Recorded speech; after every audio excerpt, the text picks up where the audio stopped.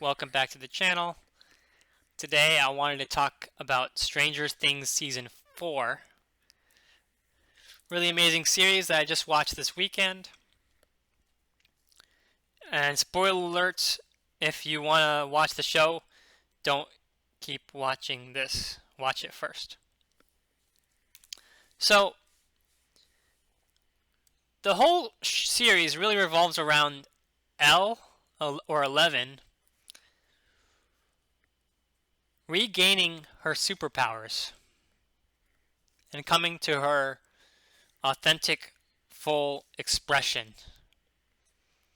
in order to defeat the death or the upside down or evil. In this case, it's personified as Vecna, this evil monster. So,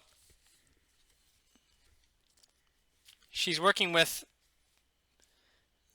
her trauma, and she's put into these chambers, these flotation devices, and hooked to these electromagnetic sensors that Papa, the lab director, is implanting memories for her to go back into in order to feel the suffering, the pain, the trauma, to integrate herself and become whole.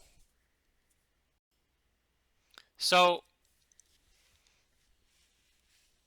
some of these scenes are really profound. She goes, "I saw something, so much blood." And she is crying when she said, and looking like she's full of negative emotion. She says, "I saw what I did. I am a monster." So much guilt she feels. Papa goes, "You have demons in your past. That is why we must proceed carefully, one step at a time, one memory at a time. Only by facing all of ourselves, the good and the bad, can we become whole." She goes, "What if I don't want to become whole? Then this is your choice. Your choice. Then that is your choice. The door is always open. This place is not a prison. This is." And he puts his hand on her forehead, symbolizing that the mind is the prison. And if she just breathes through the trauma and is able to fully experience this trauma, she will integrate it and become whole and have her superpowers back. So, her memory is coming back to her through the tapes and in the float tank. She confronts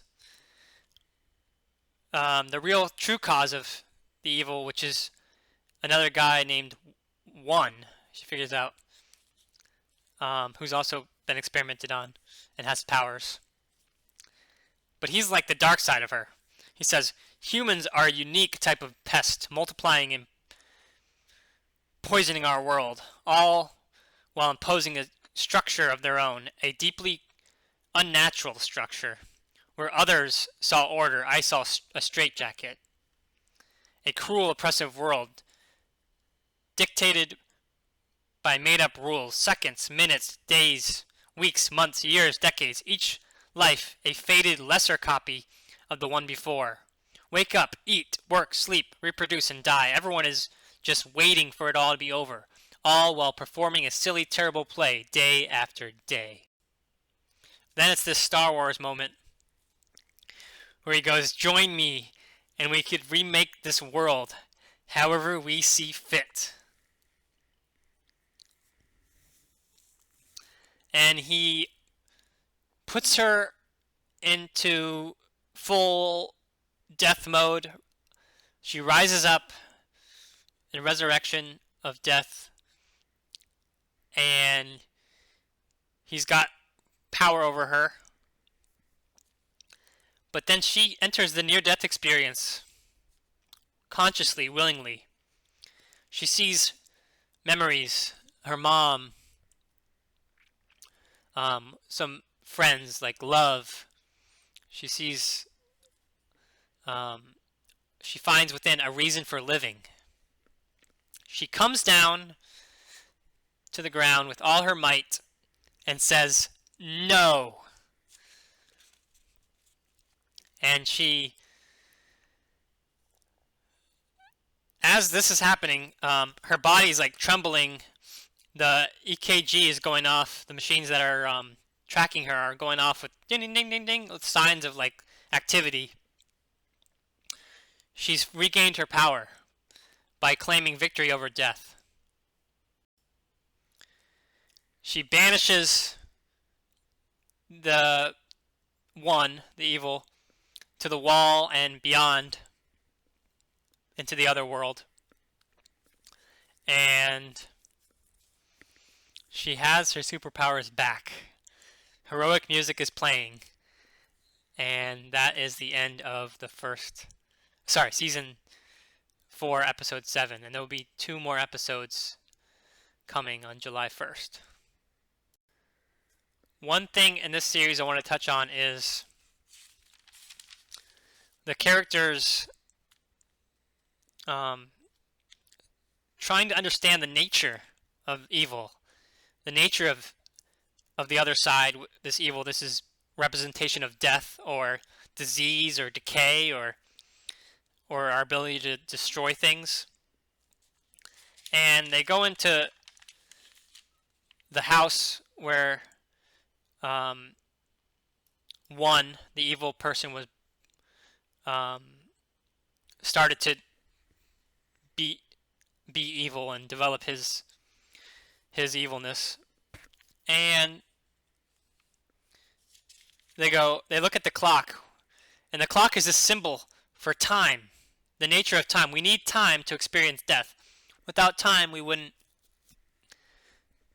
without birth and death, we wouldn't experience it. So this is a deeper personification of time being the root of evil, birth and death being the root of duality of this construct.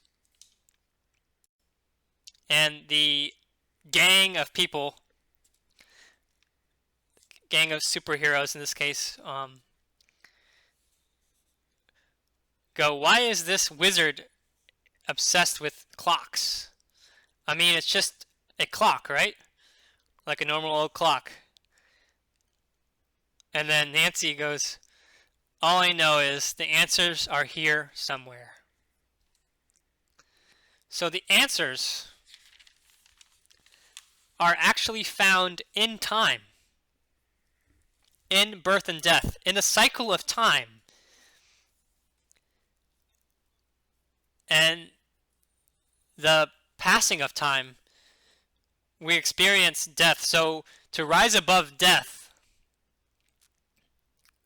and the whole moral of the story and life, is to achieve timelessness or achieve a transcendence of death, victory over death. That is the greatest achievement. Immortality, physical immortality, which is what I strive for in my life and what I think is possible. Not to be sucked into the material world, the passing of time, things that create good or bad experiences. These things are just passing, and if we